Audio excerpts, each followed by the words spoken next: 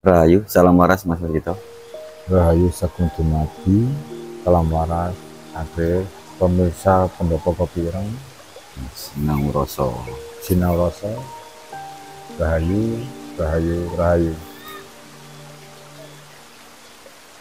Andewe nyocok no iki ya Mas ya, nyocok no suasana enak hutan nggih. Nah, Di nek digawe hening utawa meditasi niku cocok, kata saya cocok ya. cocok banget.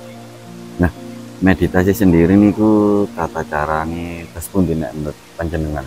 Kalau tata cara meditasi untuk pemula, mungkin kita olah nafas atau seni olah nafas itu sangat menggunakan tata cara duduk yang rileks, tegakkan Badan tegak punggung, nggih. untuk mengatur sirkulasi energi supaya energi itu lancar, nggak tersumbat. Tarik nafas melalui hidung, tahan sekuat mungkin, keluarkan lagi melalui mulut, itu selama 10 kali. Itu ada batasan, maksudnya batasan Enggak, nahan ya, iya sekuat mungkin lah. sekuat mungkin ya. Jadi untuk merelaksasi, intinya Relaksasi merelaksasi. dulu. Nah, habis Nah, itu nggih. kita punya tujuan apa, hajat atau punya tujuan ke arah mana, pengen rezeki lancar, ya kita bicara ya. Tinggal mengaplikasikan. Ya saya niat meditasi saya ya Allah untuk membuka jalan rezeki atau kelancaran rezeki, ya tentunya paling gampang seperti itu. Waktu untuk waktu maksudnya waktu tertentu atau waktu segala waktu atau ya apa nih meditasi ini Ya kalau untuk hajatnya yang terbaik meditasi malam hari ya. malam hari dan Di kosong-kosong. tempat seperti ini kan bagus ini Mas. Sangat Ini bagus. waktunya ini maksudnya waktu Sangat pagi bagus. atau siang atau gimana? Pagi bagus, Pagi bagus gini. sore, Iya. malam itu bagus. Enak didelok-delok enak gitu. Terus Iya, niku partikel energinya juga bagus, positifnya lebih banyak. jadi lebih cepat merelaksasi otak Kan ini. kita lihat aja kayak napas buang, kayak napas juga harus relax sebenarnya. Yang dibutuhkan orang-orang seperti itu. Kadang dari kota penat dia masuk ke area-area pegunungan untuk apa? Istilahnya itu refreshing. Refreshing. Dia mencari ketenangan, penat dalam kehidupan sehari-hari pekerjaan atau urusan bisnis, larinya ke daerah pegunungan gini. Aslinya konteksnya aslinya di situ meditasi itu apa Ini meditasi tanpa disadari. tanpa disadari ya. Banyak orang seperti itu cuma nggak tahu. Enggak tahu fungsinya. Nah ini kan kalau dipertahankan dari sini kita pulang dengan seni olah napas kaki lebih bagus. Setelah bangun tidur kita lebih berenergi, lebih ada kemudahan, kelancaran. Nah hal-hal ini kan nggak pernah dipahami atau di dalam direnungkan. Diurai sama itu nggak pernah diurai Mas. Nggak pernah. Di sini podo air nek dorong ono di lunggu tenang menulis meditasi gitu. Sangat meditasi. Karena meditasi sendiri fungsinya juga banyak. Nah, itu fungsi atau kegunaan ya untuk meditasi sendiri itu Ada di kesehatan, kesehatan utama ya ketenangan, ya. dan unsur spiritualnya juga bagus.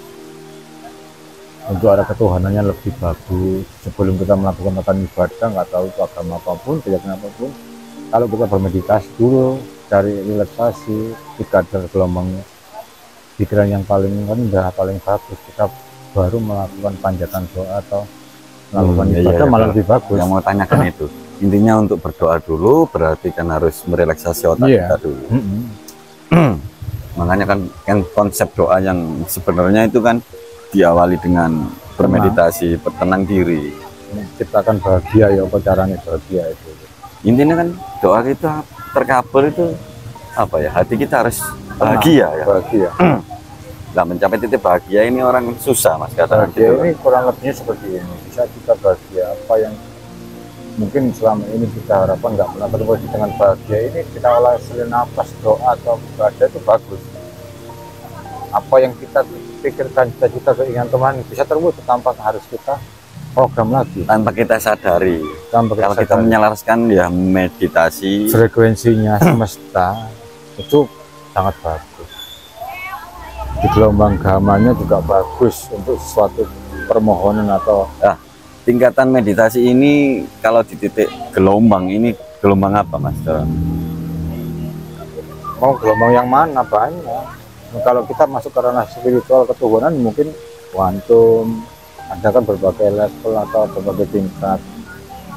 Yang mungkin untuk saat ini orang-orang yang pelaku spiritual masuk ke suwung itu kan masuk kuantum. Kuantum ini sudah kuantum. Tapi di bawahnya selevel doa itu untuk level doa saja. Alpha, theta, beta sampai seterusnya. Nah, titik kesadaran yang untuk berdoa itu. Maksudnya Alpha itu. alfa cukup ini ya. Titik alfa untuk mencapai titik alfa ini Mas. Ya kita gunakan Dengan tata cara bermeditasi. Meditasi mungkin dengan olah napas, tarik napas dalam-dalam, tahan di dada, kita buang melalui hidung lagi, tarikannya Kencang apa sekuat apa sepelan mungkin? Sepelan mungkin. Oh, sepelan mungkin. Buangnya juga sepelan mungkin. Nah, di situ nanti ada efek reaksi saraf kita ke otak ini rileks.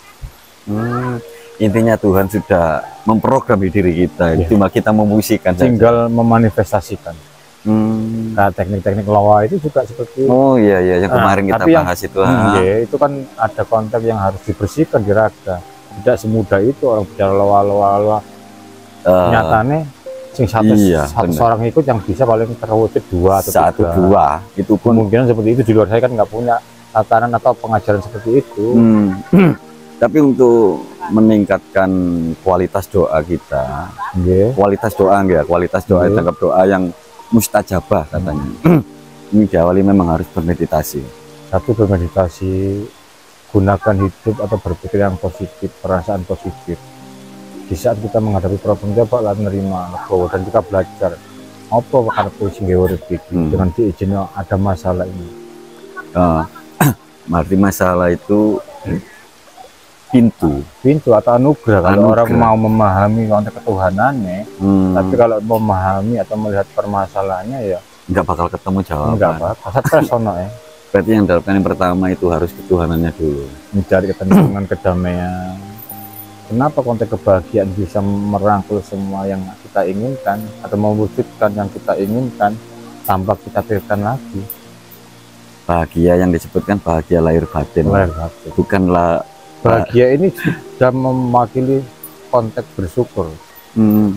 Karena menerima kondisi apa sulit memang untuk mempraktekkan, apalagi orang tidak pernah bermeditasi. Iya, apalagi yang dihadapkan setiap harinya ini. Kadang orang bertanya, aku terus dungu bolak-balik tapi gak tahu apa yang salah dalam doa Anda. Apa kira-kira pola pikir Anda yang salah? Belum tentu. Ada keruwetan di pola pikir. Jiwa kita terganggu untuk menyambungkan hubungan atau sukma kita kepada Sang Pencipta kita, kepada alam, kepada semua makhluk yang agung dan suci. Urusan alam, doa, Tuhan, ini berarti sukma yang bekerja. Ya bisa dibilang konteks paling mudah seperti itu. Oh iya, makanya kan banyak yang bingung Mas. Ini kan area suci, area ketuhanan. Yang kita memahami alam bawah sadar sulit kok kalau kita nggak bermeditasi. Iya, karena pikiran kita terkontaminasi toksik dari luar ini kan. Kebanyakan kita nggak menggunakan apa yang kita punya dalam pikiran ini yang diberikan. Kita cuma jiplak ngoni pikirannya uang, ngentutno aturannya uang, tapi dia dikasih sendiri sebenarnya untuk melangkah ke situ. Otoritas dari Tuhan manusianya. Kita diberi kuasa otoritas. Kenapa kamu nggak mau melakukan hal-hal itu? Jaluk main antar sorok gak gelem. Rata-rata tahu kebenarannya. Kalau kita mau belajar dari hidup setiap hari, mau mengkaji hidup, mau merenungkan, mau menghayati hidup, pasti kita tahu tujuan hidupnya gawe apa. Dan kita diperintah Tuhan untuk apa. Iya. Mau meditasi itu gratis kok, gampang, mudah dilakukan dimanapun. Kadang lakoni ngono lo gak gelem, angel. Tapi ting dipikir masalah sing ruwet kok. Anehnya kan di sini, bukan aneh, memang kebanyakan orang seperti itu. Jadi kita harus memikirkan masalahnya, tapi nggak pernah mencari jalan keluarnya. Kita nggak usah mencari jalan keluar. Jalan itu ada di dalam diri kita, jawaban. Masalah itu bukan dari luar, dari pola pikir kita. Berarti caranya cuma hanya bermeditasi. Kalau wong dulu, wong biyen itu semedi ini Mas. Iya. Atau memurnikan diri, berserah, pasrah.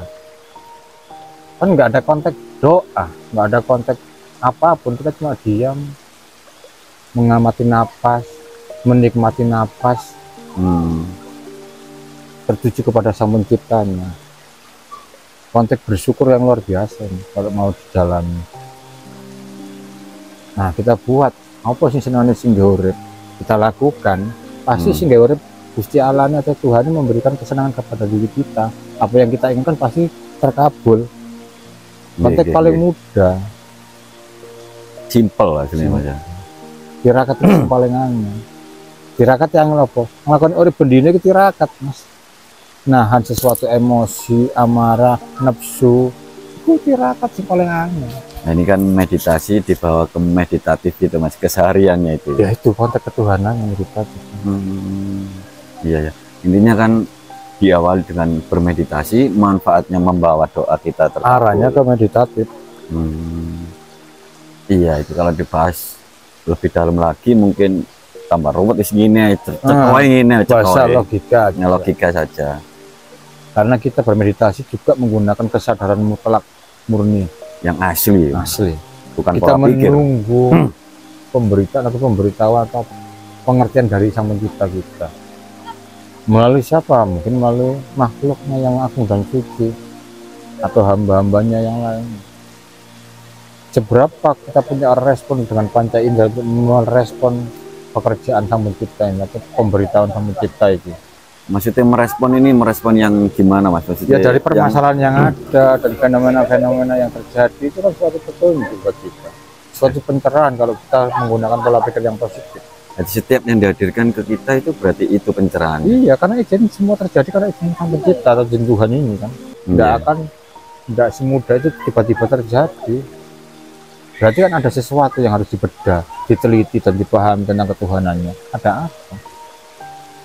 Diselesaikan pun kadang nggak kena. Tapi di barno atau di pasaran sampai berusaha selesai. Iya itu biasanya seperti itu. Iya benar. Seperti itu Mas. Intinya meditasi dibawa ke meditatif keseharian. Manfaatnya berarti ya bagus banget ya Mas. Sangat bagus banget. Tapi kadang kan diartikan sepele sama orang, meditasi itu sepele. Ya karena di area atau ranah tertentu orang mencarinya bukan di situ. Oh seperti itu ya. Iya. Coba senangkan Tuhan Anda, coba senangkan Gusti Anda, Allah Anda. Anda pasti disenangkan. Ada perintah, contohnya baca kitab, melakukan ibadah yang rutin, melakukan sedekah yang rutin, pasti hidup Anda ada perubahan. Saya berbicara seperti ini karena saya tidak mempraktekkan dan mengalami. Ya pelaku perubahan itu nyata. Pasti ada perubahan. Pasti. Setidaknya itu perubahan ketenangan. Karena yang diprioritaskan Tuhannya yang utama dalam hidup. Dan pasti ada pencerahan, bimbingan, pengetahuan, kawero yang selama ini kita belum tahu dalam pikiran kita, perasaan kita, batin kita, akhirnya dibedah, ditunjukkan suatu rahasia-rahasia yang mungkin setiap orang belum tentu memiliki. Iya benar. Dari perjalanan hidup ini semua bisa digali dan diketahui. Ini yang meditatifnya tadi, hasilnya tadi ya.